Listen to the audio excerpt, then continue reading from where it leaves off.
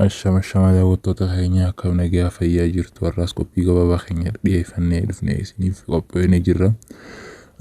Har'a wanni qopheeffannee waa'ee discount irraa akkuma jalqaba barreessinetti discount and with examples isa kana qopheeffannee taharra namoonni channel keenya faarii taatan akkuma duraan jennu subscribe godhuudhaan bilbila kanallee cuqaasuudhaan viidiyoolee garagaraa kan nuti gadhiifnu akka isin qunnamuuf cuqaasa bilbila kana tuquudhaan nu wajjin nu hordofaa isiniin jenna. Amma immoo gara qophii keenyaatti kan dabarru taha. Inni jalqaba meanings of discount sida. Discount is reducing prices or something is being sold at price lower than that items is normally sold for. Jechuun gatii gad bu'aa jechuudha discount akka meaning isaatti gatii gad bu'aa yookaan wanta tokko akka itti gurguramu irraa gad buufame kan gurguramu discount jennaan jechuudha. Wanta duraan akka itti gurguramu irraa gad buufame gurguramu tokko meeshaa fedhe haa ta'u discount jennaanii jechuudha.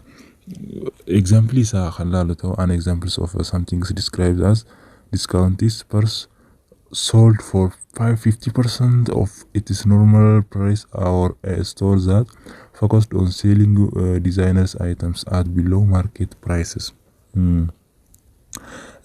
Gatiin boorsaa tokko fakkeenyaaf gatiin boorsaa tokko itti gurguramu parsantaa 50 ta'u.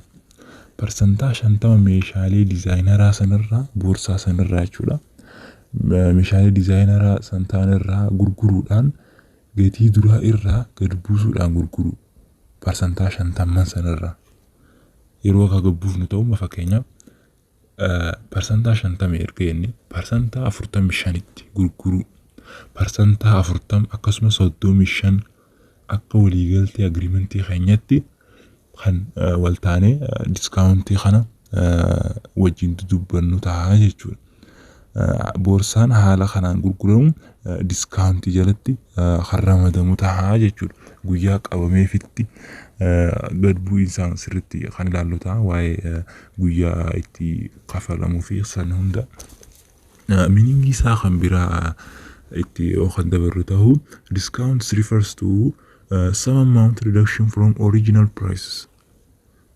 Discount jechuun wanta tokko herreega wanta tokko gad buusuudhaan from original price irraa gatii jalqabaa gatii ittiin beekamu gatii original price ta'e irraa reduct yeroo kan goonu ta'u discounts jennee kan galmeessinu ta'a jechuudha.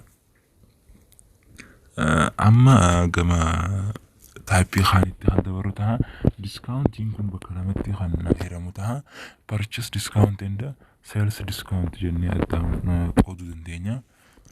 Inni jalqaba purchase discount ida.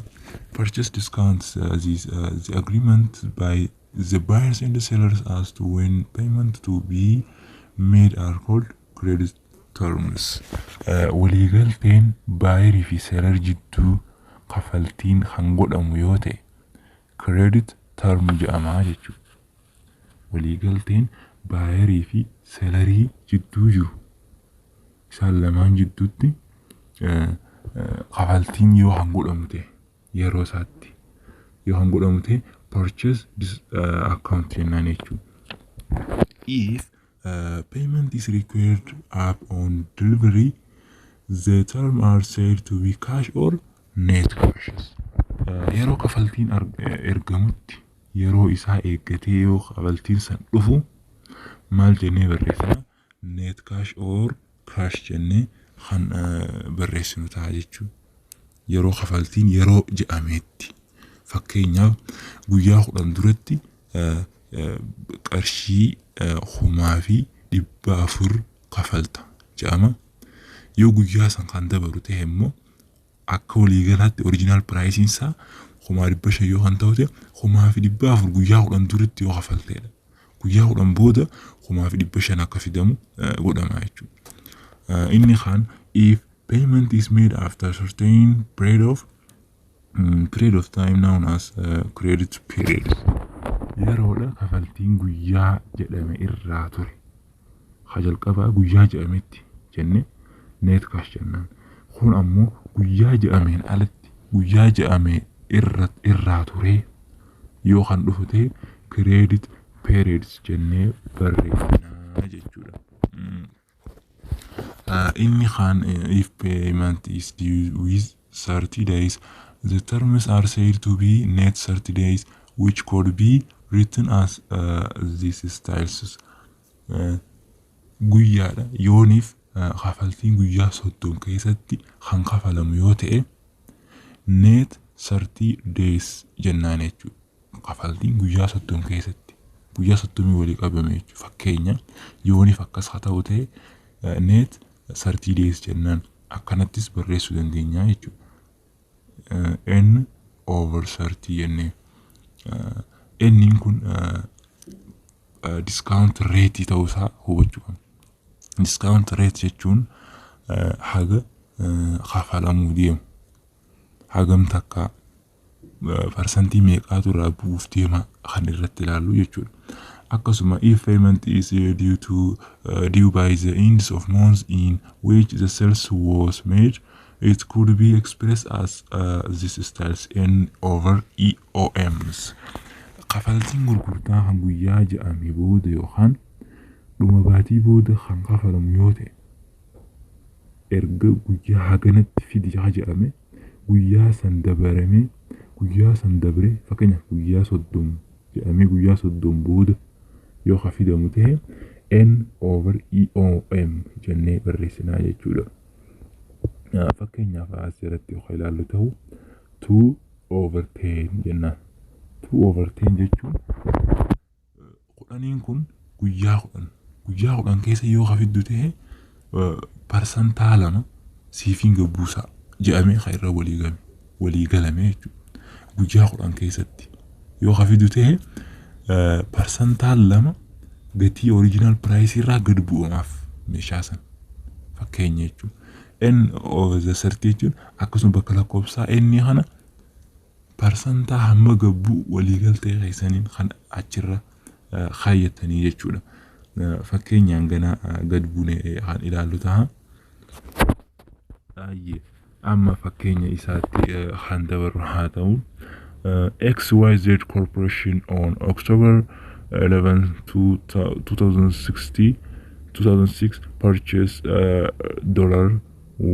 $1,500 of merchandise on accounts 2 over 10s on credit terms.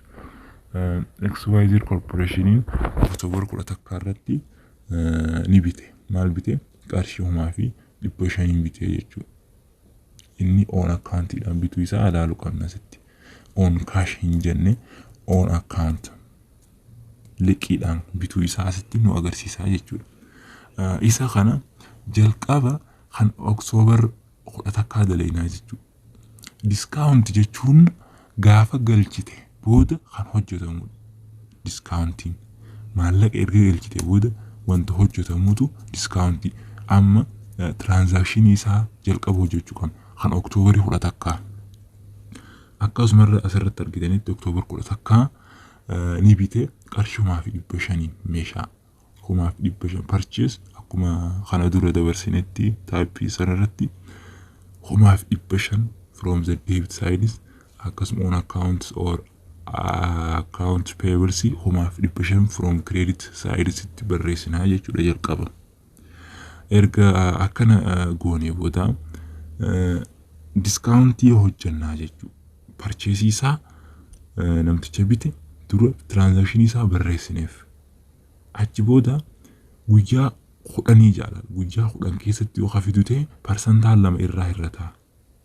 Sani guyyaa October 10 irra waggaa asirra keenyu guyyaa 10 booda guyyaa 10 irra fidi jedhame waan ta'eef guyyaa 10 irra yeroo fidu October 10 irra 10 yeroo keenyu guyyaan 20 takka ta'a jechuudha. October 20 takka account payable isaa kafaleedha. Discount jechuun maal jennee jalqaba yeroo akkamii gaafa galchi booda erga galchi booda maal galchuu qabu on accountiin irra jira, liqiin irra jirti jalqaba. Liqii 5,500 from credit side irratti barreessina. Maallaqni inni galchuu qabu meeqa? 1,470 galchaa jechuudha. Maaliif? Guyyaa jedhametti waan galcheef. Guyyaa haga jedhametti waan galcheef purchase discountiin isaatis qarshii 30 irraa gad bu'aa fi jechuudha. Parsantaan 2,500 irraa qarshii 30 ta'a jechuudha. Isa kana akkamitti herreena yoo jennu ta'u parsantaan 2 jechuun 0.02 0.02 times 1,500 haa ta'u ta'a jechuudha. Formulaa isaa asirratti kan agartan kana discount rate yoo kan hojjennu ta'u discount rate nuuf kenname baay'isuu priceiti. Reetiidhaan keessa parsantii kana 0.02 goonee keenya. Isa kana akkasitti yeroo kabaafnu ta'u qarshii 30 nuuf irraa gad bu'aa jechuudha. Kaashiin nuti galchinu kaashiin nurraa ba'e 470 ta'a jechuudha. Purchase discountiinis qarshii 30 ta'a jechuudha. Okay. Inni itti aanu sales discount haa ta'u ta'a. Sales discount yoo jennu ta'u discount taken by the buyer for early payment is called sales discount jennaan jechuudha. Sales discount jechuun kafaltii jalqabaa irraa gad buusee baayerii irraa kan kafaltii fudhatu. Namticha biturraa kan kafaltii fudhatu sales discount jennaan jechuudha. Nama kami kafaltii jalqabaa irraa gad buusee abbicha gurguru jechuudha. Sales jechuun gurgurtaa. Abbichi gurguru maal godha? Kafaltii jalqabaa irraa gad buusee baayerii irraa kan kafaltii san fudhatu. Sales discount jennaan jechuudha. Okay, sales discount are recorded as debit to sales discounts and it is reduction in the amount initially recorded in sales. Sales discounting ni galmeessa gurgurtaa gad bu'iinsaatiin akka deebitiitti akkasuma gurgurtaa ittiin beekamu irraa akka waliigalteetti yookaan hanga jalqaba itti gurguramu irraa gad buusee kan galmeessu ta'a. Maallaqa itti waliigalan sanirraa fakkeenyaaf kan ilaallu ta'a kan gad buusee galmeessu sales discount jennaan jechuudha. Gurgurtaa gad bu'iinsaatiin kan galmeessu ta'a. Original priceidhaan hin galmeessu jechuudha. Okay. Example isaa kan ilaallu ta'a. Received cash within the discount period's previously recorded sales of 500 to over 10 days is as follows. Isaan maangatii kan irratti kan ilaallu ta'u maallaqni meeqaatu isaaf gala abbicha gurguree kana. Okay, kaashiin keenya yeroo discount irraa hirrifnu parsantaa 10 irraa gadi bu'a. Akkuma jalqaba discountiin akka itti ibsamu inni formulaa isaa discount rate times price dha. Discount rating keenya parsantii 2 jechuun 0.02 times 500 ta'a. Deebisaan keenya yeroo san 10 ta'a jechuudha. Qarshii 10tu 500 irraa gad bu'a jechuudha.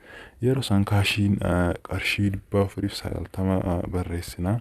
Sales discountis akkasuma 10 jennee barreessina. Account receivable liqiin inni fudhate qarshii 5,500 account receivable isaa barreessinaa jechuudha. Haala kanaan kan example hojjennu ta'a jechuudha. Akkuma asitti kanatti shawwadamuu hin qabdanii dogongora hedduu namni asitti hojjeta. Guyyaa 10 booda yoo haja'u ta'e akkasuma parsantaa 2 sanis sales discount akkamitti akka barreeffamuu qabu price wajjin kan discount baay'iftu ta'a jechuudha. Yeroo san deebisaan sales discount isiniif dhufu ta'a jechuudha. Hayyee daawwattoota keenya kabajamoo har'aaf asirratti dhaabbachuutu barbaachisa jeetii yaade. Yeroonis waan akka hin dheeraanneef akkanatti barbaachisaadha jeetii. Akkasuma akkuma dura jenne sanitti like godhuudhaan commentis barreessaa. wanti like gootan akka video garagaraa hojjennuuf jajjabina nuuf godha. Akkasuma namoonni haaraa taatan akkuma jalqabeenni subscribe godhuudhaan iddoo bilbilaa kanatti tuqaasuudhaan viidiyooleen keenya akka isin wal qunnamuu akka gootan isin barbaanna. Telegiraamii keenya Ashaamteek jechuudhaan seenaatii gaafilee garagaraa akkasuma PDF fiilee fi kommentiilee yoo barbaaddan ta'e achirratti illee barreessuu dandeessu. Komentii keessan fudhachuudhaaf qophiidha waan ta'eef har'aaf asirratti kadhaabbannu yoo ta'e bareedaadha. Waan nu dhaggeeffattaniif galatoomaa isin jechuu barbaanna. Nagaatti.